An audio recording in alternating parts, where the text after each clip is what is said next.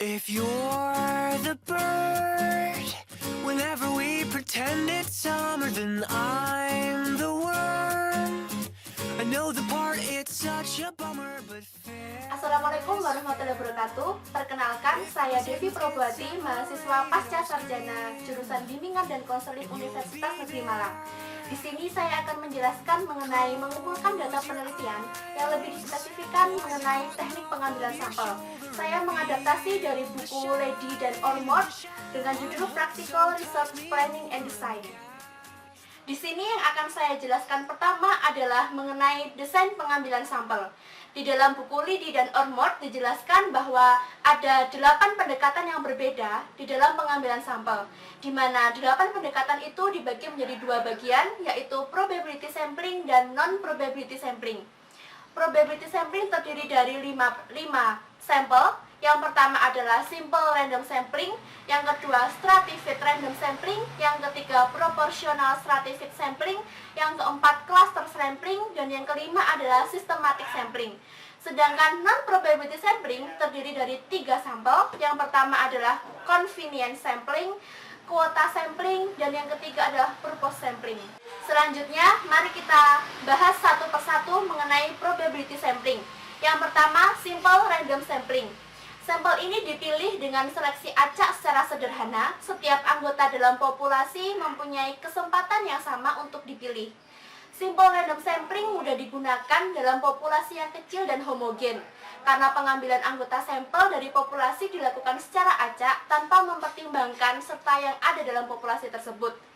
Untuk populasi yang sangat besar, simple random sampling mungkin kurang tepat untuk dilaksanakan. Selanjutnya adalah stratified random sampling.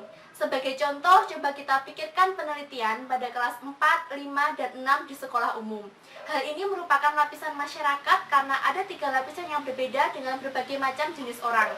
Jika dikelompokkan dalam random sampling, para peneliti mengambil sampel yang sama dari setiap lapisan pada keseluruhan populasi tersebut. Lalu selanjutnya adalah proportional stratified sampling. Teknik ini digunakan apabila populasi mempunyai anggota yang tidak homogen dan berstrata secara proporsional.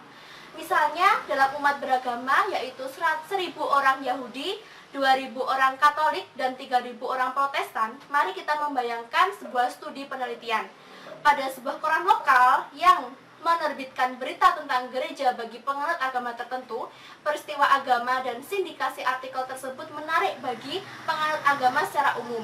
Maka dari itu, editor koran ingin mendapat informasi tertentu dan dari pendapat dari para pembaca. Maka dari itu, diputuskan untuk melakukan survei atau penelitian.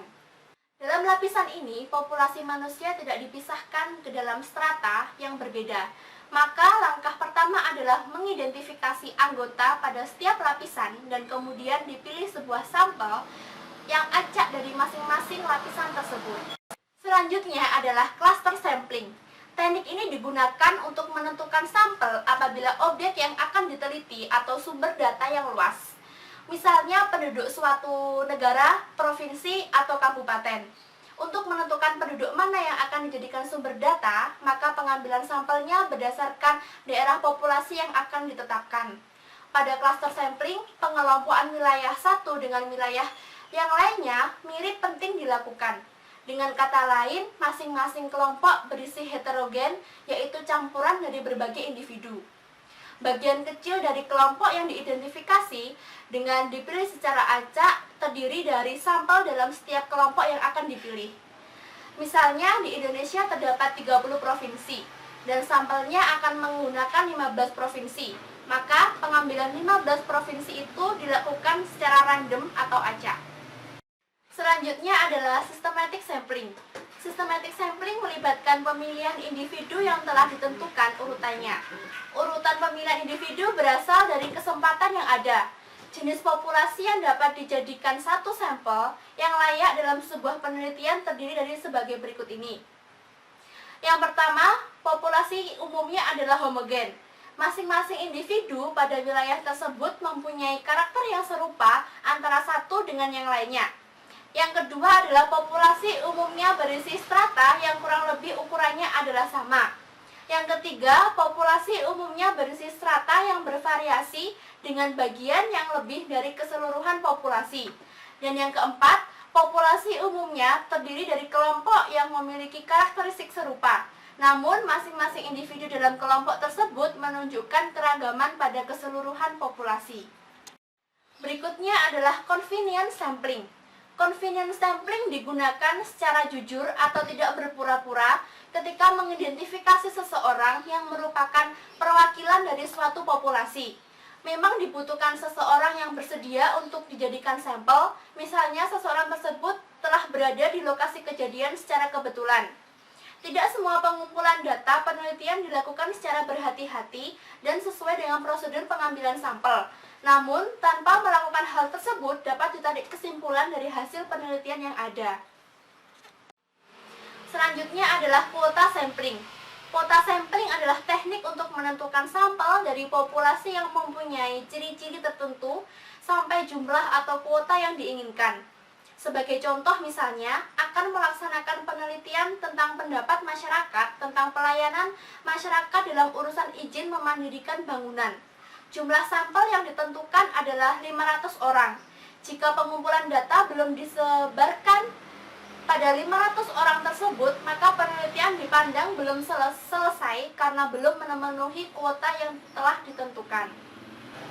Selanjutnya, purposive sampling. Pada purposive sampling, orang atau unit lainnya yang dipilih sebagai seseorang yang ahli dalam bidang tertentu. Contohnya, kita memilih orang yang mempunyai kekuatan atau dedikasi yang khas pada suatu hal dalam kelompok atau seseorang yang mewakili adanya perbedaan pandangan terhadap suatu masalah.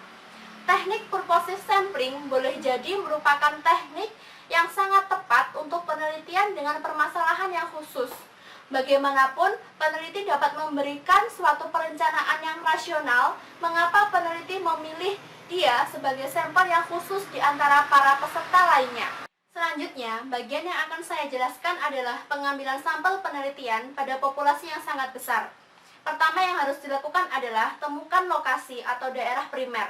Membagi bagian negara menjadi bagian-bagian kecil yang terdiri dari kota besar atau daerah kabupaten yang besar.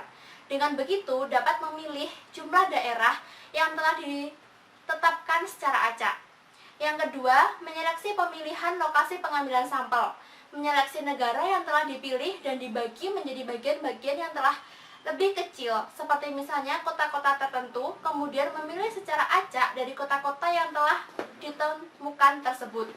Yang ketiga, menyeleksi bagian-bagian lokasi pengambilan sampel dibagi lebih kecil lagi sehingga memiliki batas-batas yang dapat diidentifikasi seperti jalan, sungai, atau batas daerah dari kota tersebut.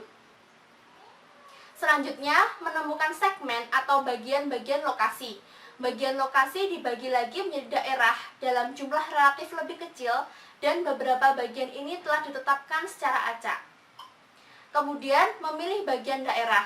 Sekitar 4 daerah tempat tinggal dipilih dari segmen sebelumnya dan populasi yang bertempat tinggal pada daerah tersebut diminta untuk berpartisipasi dalam penelitian.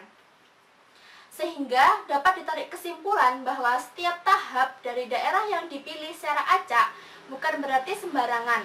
Sebaliknya, prosedur perhitungan digunakan untuk memastikan pemilihan yang baik. Proses ini harus menghasilkan sampel yang penting dan dapat mewakili penduduk dari negara tersebut. Lalu, bagian terakhir yang akan saya jelaskan di sini adalah ukuran sampel yang ideal. Untuk populasi yang lebih kecil, yaitu kurang dari 100 orang, ada gunanya menggunakan sampling, yaitu survei menyeluruh populasi. Kemudian, jika ukuran populasi sekitar 500, maka menggunakan 50% dari populasi, maka harus diambil sampel tersebut. Kemudian, jika ukuran populasi 1.500, maka harus diambil 20% dari ukuran populasi tersebut. Lalu, di luar ukuran populasi yang dijelaskan di atas, misalnya sekitar 500 unit atau lebih, ukuran populasi tersebut relevan dan ukuran sampel yang mencapai 400 harus memadai. Demikian penjelasan dari saya mengenai teknik pengambilan sampel. Semoga bermanfaat. Sekian, wassalamualaikum warahmatullahi wabarakatuh.